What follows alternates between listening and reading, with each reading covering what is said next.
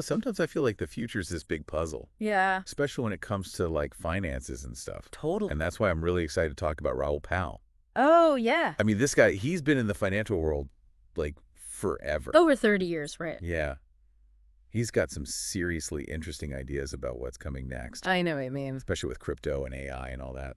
One of the things I really like about him, though, is he's not just, talking about the tech itself. Right. He connected to the bigger picture, like what's happening in the economy and society. Okay, so let's get into that then. Sure. What are some of those big trends that are kind of reshaping everything? Well, he paints this picture of what millennials are facing financially. Uh-oh. And it's not all sunshine and rainbows, let's just say that. Okay. He points out that millennials are on track to be less wealthy than their parents. Oh, wow. Home ownership, marriage rates, even birth rates are all going down. That's a pretty big change from like the whole American dream thing, right? Exactly. And Pal argues that the old ways of building wealth, investing in the stock market or buying a house, Yeah. they might not be enough anymore. So why is that? What's causing this shift? Well, he points to a few things. Look. Like wages haven't really gone up much. Uh-huh. The cost of living keeps going up, and the system kind of favors the wealthy. And that's where the everything code comes in, right? Yeah, he calls it that. It's this idea that as the population gets older, they need more health care, more retirement money, Makes sense. which means governments have to spend more. So they borrow money or print more money, Right. which can make the money we have worth less over time. That's kind of scary. It is. And he thinks it's happening right now. So it's like this chain reaction. Pretty much. Okay, so if the old ways of building wealth aren't working as well, what can we do about it? That's the big question, right? Yeah. How do we build wealth and protect ourselves in this new world? Well, that's what we're going to talk about next. Perfect. I'm ready. Yeah. It is a big question. And it's interesting. Pal doesn't think it's all doom and gloom. Really? Yeah. He thinks there are actually opportunities in all of this.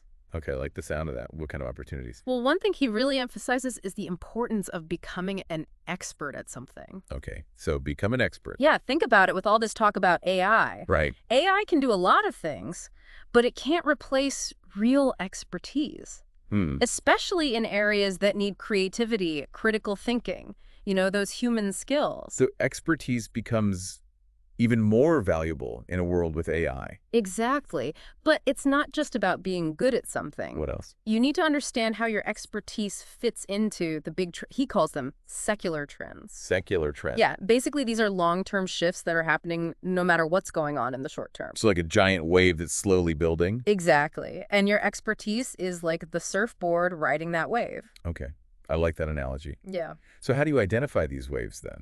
Well, he uses his own experience as an example. He saw the potential of social media early on, and that really helped him succeed. Right. Now he sees other trends coming up. Not quite. The rise of digital communities, for one. Yeah, that makes sense. People wanting more authentic experiences. Even a craving for nature and getting away from technology sometimes. It's interesting, right? It's not just about the tech. It's about how people use it to connect with each other and with the world. You got it. And within those trends, you can build businesses, offer services, create products that meet those needs. So it's about finding that intersection between what you're good at and what people want. Exactly. He uses this great analogy about cleaning windows. Cleaning windows. Yeah, he talks about cleaning Dorothy's windows versus cleaning Google's windows. Oh, I see what you mean. Same skill, totally different market. That's it. You got to choose the right market. Okay, so we talked about finding your expertise, writing those trends, but what about crypto? Pal's really into that, right? He is. He sees crypto as a huge shift in how we think about value and money. Yeah, I feel like a lot of people just think about buying Bitcoin and hoping it goes up. Right, but it's much bigger than that. He's talking about a whole new financial system. Wow. Okay, so to understand this new system, do we have to understand what's wrong with the old one? He uses this analogy of a suitcase. A suitcase. Yeah, imagine it's a bank, and inside there's one gold coin. That's your savings. Okay, I'm picturing it. Now, in the traditional system, they might use that one coin to create multiple loans. Right. So basically, they're creating imaginary coins based on that one real coin. So there's not actually enough real money to back everything up. Exactly. And that's where it gets risky. What happens if everyone wants their money back at the same time? Like a bank run. Yeah, and that almost happened in 2008. It did. It almost brought down the whole system. That's right. And that's where blockchain comes in. Pal calls it a security truth machine. Okay, blockchain, I've heard of it, but I don't really get it. Think of it like a giant chain. Okay. Each link is a block of transactions, and each block is connected to the one before it. So it's all linked together. And it's all verified by computers all over the world. So no one person controls it. Right. And that's the big idea. It could change so many industries, from finance to supply chains to even voting. Wow. It's already happening too, right? It is. Take DocuSign, for example. DocuSign. Yeah, every contract signed on there, it's recorded on a blockchain. I had no idea. So it's already part of our lives in some ways. It is. It's still early, but the potential is huge. Okay, so we talked about the problems, the potential of expertise, and this whole crypto blockchain thing. It's a lot to take in. It is. But the big question now is, how do you actually invest in all of this? Yeah, what are the strategies, the risks, all that stuff? Where do you even begin? Yeah, that's the question. Where do you even start with all this? Well, Pal says start with the basics. Bitcoin and Ethereum. Okay, makes sense. Those are the big ones. Those are like the foundation. But there's so many other cryptocurrencies out there.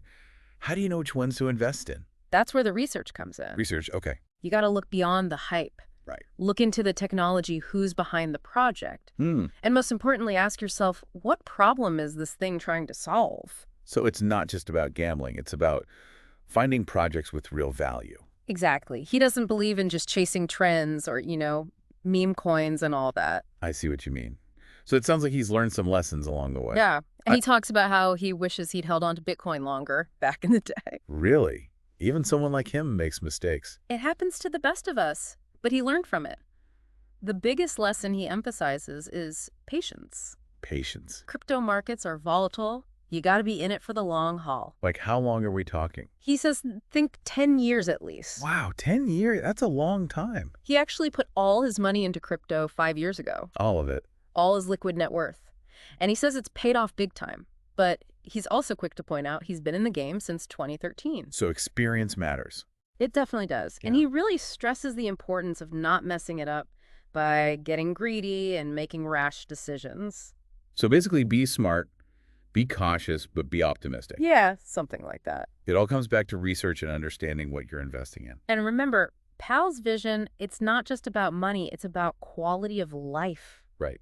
He talks about that a lot. How does he define quality of life? He sees privilege as having freedom experiences, good relationships. So it's about living a rich life, not just a financially rich life. That's it. He talks about living in Spain, traveling to Zambia. He's all about stepping outside your comfort zone. I love that idea. Finding those magical moments. Exactly. Money is just a tool. It should help you live a better life, not be the only thing you focus on.